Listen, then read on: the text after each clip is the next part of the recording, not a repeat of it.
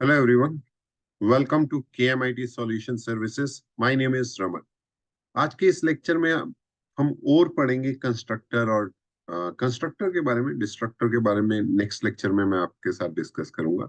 जैसे कि हमने प्रीवियस लेक्चर में देखा कि कंस्ट्रक्टर क्या होता है। जैसे ही कोई क्लास का ऑब्जेक्ट इनिशियलाइज होता है तो सबसे पहले कंस्ट्रक्टर कॉल होता है। इसी कंस्ट्रक्टर में हमने देखे पैरामीटराइज्ड कंस्ट्रक्टर और हमने देखा डिफॉल्ट कंस्ट्रक्टर। कॉपी कंस्ट्रक्टर के बारे में भी हमने डिस्कस किया। आज के इस लेक्चर में हम देखेंगे कंस्ट्रक्टर ओवरलोडिंग। देखिए, कंस्ट्रक्टर ओवरलोडिंग का क्या मतलब है। जब एक कंस्ट्रक्टर की एक से ज्यादा डेफिनेशन होती है, ठीक है, जैसे आपने डिफॉल्ट कंस्ट्रक्टर भी बनाया, जैसे आपने एक पैरामीटराइज कंस्ट्रक्टर भी बनाया, ठीक है। पैरामीटराइज में आपने एक पैरामीटर पास किया, इसमें दो पैरामीटर पास की। जैसे मैंने यहाँ पे एक माई क्लास बनाया, इसके अंदर दो वेरिएबल लिए मैंने, इंट एक्स और वाई, ठीक है। ये डेटा मेंबर है जो कि प्राइवेट टाइप के हैं। यहाँ पे मैंने डिफॉल्ट कंस्ट्रक्टर बनाया जिसमें एक्स और वाई की वैल्यू 0 कर रहा हूँ। और यहाँ पे मैंने एक कंस्ट्रक्टर बनाया जिसके अंदर एक पैरामीटर पास कर रहा हूँ जो कि इंटीजर टाइप का है वैल्यू, और वो वैल्यू मैं एक्स को दे रहा हूँ और वाई की वैल्यू 0। और एक और मैंने पैरामीटराइज कंस्ट्रक्टर बनाया जिसके अंदर मैंने एक्स की वैल्यू पास कर दी जो कि फर्स्ट पैरामीटर है, और वाई की वैल्यू पास कर दी जो कि सेकंड पैरामीटर। और डिस्प्ले में मैं इसको प्रिंट करवा रहा हूँ। आप ये एसटीडी को आप ऊपर भी डिक्लेयर कर सकते हैं यूजिंग नेम स्पेस एसटीडी, ठीक है। मैंने यहाँ इस एग्जांपल में ऐसे यूज किया। अभी देखिए, जब मैं यहाँ पे क्लास का ऑब्जेक्ट बना रहा हूँ, यहाँ क्लास का ऑब्जेक्ट बना रहा हूँ, तो इसमें मैं कोई पैरामीटर पास नहीं कर रहा, तो इसका मतलब ये डिफॉल्ट कंस्ट्रक्टर को कॉल करेगा। इसी तरह जब आप यहाँ पे माई क्लास का ऑब्जेक्ट बना रहे हो, ऑब्जेक्ट टू, जिसके अंदर आप 5 पास कर रहे हो, इस केस में डिफॉल्ट कंस्ट्रक्टर कॉल नहीं होगा, इसमें सिर्फ पैरामीटराइज कंस्ट्रक्टर कॉल होगा जिसके अंदर आपने एक पैरामीटर पास किया हुआ है। इसी तरह मैंने यहाँ पे माई क्लास का ऑब्जेक्ट बनाया जिसमें मैंने दो वैल्यूज पास की, 3,7। इस केस में ये वाला कंस्ट्रक्टर कॉल करेगा और कोई कंस्ट्रक्टर कॉल नहीं करेगा।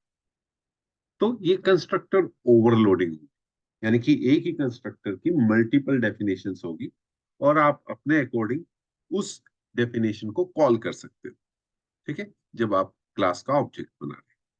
इसको एक बार प्रैक्टिकली भी देख लेते हैं।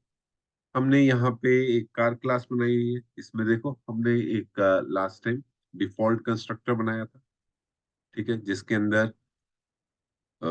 जिसके अंदर मैंने ब्रांड की वैल्यू हुंडई कर दी थी, मॉडल की वैल्यू सेंट्रो कर दी थी, ईयर 2013 कर दिया था। यहाँ पे मैंने एक पैरामीटराइज कंस्ट्रक्टर बनाया था जिसके अंदर तीन पैरामीटर पास किए थे, ब्रांड, मॉडल एंड ईयर। और मैंने कहा था जो ब्रांड की वैल्यू है वो ये पैरामीटराइज जो हमने पैरामीटर पास किए हैं वो वैल्यू आ जाए, और मॉडल की वैल्यू जो हमने पैरामीटर में पास किया मॉडल उसकी वैल्यू आ जाए, और ईयर में जो है वो हमने पैरामीटर पास किया उस ईयर की वैल्यू आ जाए। हमने एक कॉपी कंस्ट्रक्टर भी बनाया था, लेकिन कॉपी कंस्ट्रक्टर जब आप ऑब्जेक्ट को इनिशियलाइज करते हो तब कॉल नहीं होता। जब आप किसी ऑब्जेक्ट को दूसरे ऑब्जेक्ट का रेफरेंस देते हो सेम क्लास के ऑब्जेक्ट का, तब कॉपी कंस्ट्रक्टर कॉल होता है। तो यहाँ देखिए, अब यहाँ मैंने रमन क्लास का ऑब्जेक्ट बनाया जिसमें मैंने पैरामीटर पास किए, तो इस केस में क्या होगा, इस केस में मेरा ये कंस्ट्रक्टर कॉल होगा, ठीक है।